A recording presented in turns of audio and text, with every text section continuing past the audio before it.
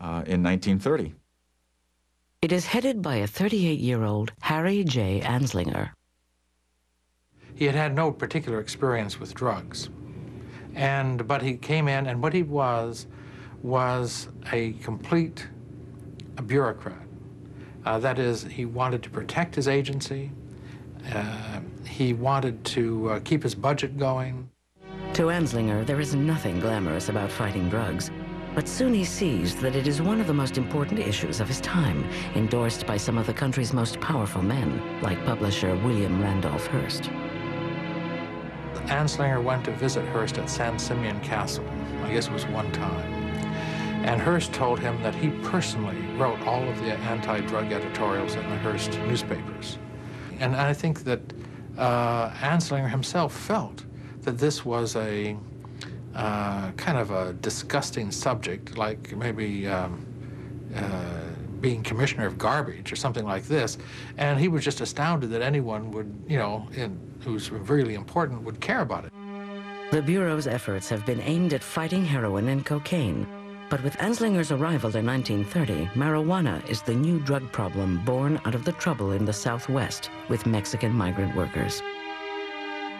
Anslinger's first battle with marijuana is over who will police it. There are no federal laws against the drug, and he wants to keep it that way, leaving the states to control it, not the federal government. He had tried to get the states to adopt a uniform narcotic law, which would include cannabis, and that would allow each state to decide how much of its resources it wanted to put out for the control of marijuana or cannabis, and it wouldn't touch his budget or his agents. That had some success, but not complete. There was continued pressure on the government in Washington to do something about these Mexican immigrants who smoked marijuana and went into town on the weekends and created havoc.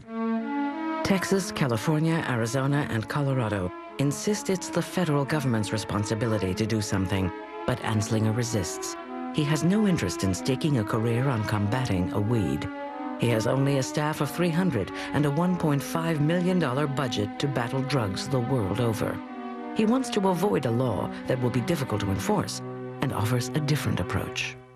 He wanted silence. If you had to say something, you made it sound as awful as possible. And I say marijuana is a killer drug. But by and large, there was nothing they could do about it. There was no real big action. They didn't have the funding. They didn't have the people. And I remember he said to me once, I was driving around the upper Potomac, and I was crossing the bridge, and I just parked on the bridge. And I got out and I looked, and there was marijuana plants as far as you could see. And he said, I said to myself, and they want me to wipe this out. Anslinger can do nothing to stop the push from states of the Southwest for a federal law against marijuana. The issue is less about the dangers of the drugs and more about politics. Marijuana is entangled in immigration problems. I remember when I interviewed Harry Anslinger about it, he said we weren't having any trouble with it.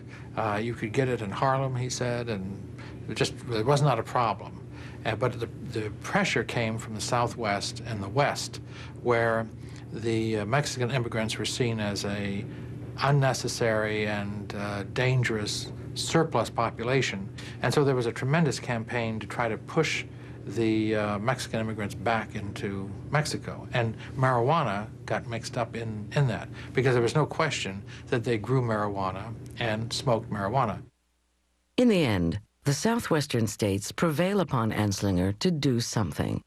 Hesitant as he may have been, the pressure is on for Anslinger to use the power of the federal government to control marijuana. Ever the bureaucrat, Anslinger changes his position and becomes a leading warrior against marijuana. The Treasury Department intends to pursue a relentless warfare against the despicable, dope-peddling vulture who preys on the weakness of his fellow man. His chief weapons are movies that express exaggerated dangers of the drug. The truth is that every reefer is loaded with immorality and bestial perversions, brutality, murder, sex crimes, insanity, or suicide. While a propaganda war against marijuana is underway, Anslinger begins working to draft a law. But what kind of law? Like all federal drug prohibition in the early 20th century, the Constitution stands in the way. He finds a way around that in a new law passed to ban machine guns.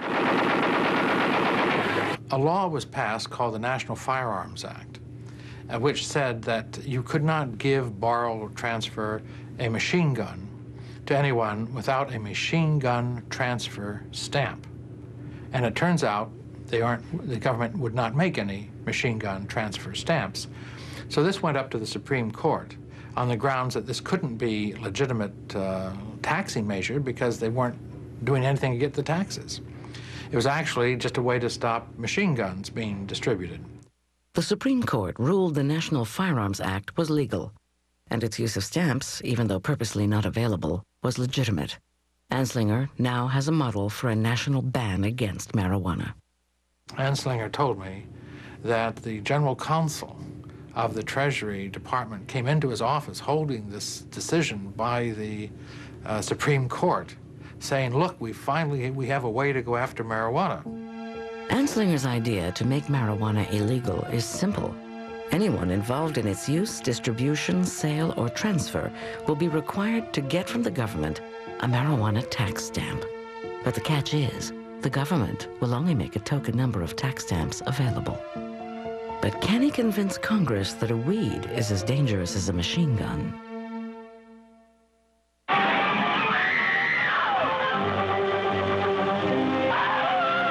The next tragedy may be that of your daughter, or your son, or yours, or yours, or yours. The History Channel now returns to Hook, illegal drugs and how they got that way. On April 27, 1937, hearings begin before Congress on the first federal law to control marijuana.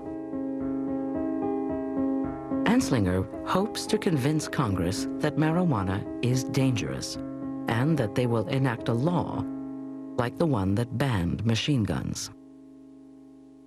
I think his attitude toward marijuana was that it was not as serious as cocaine and heroin.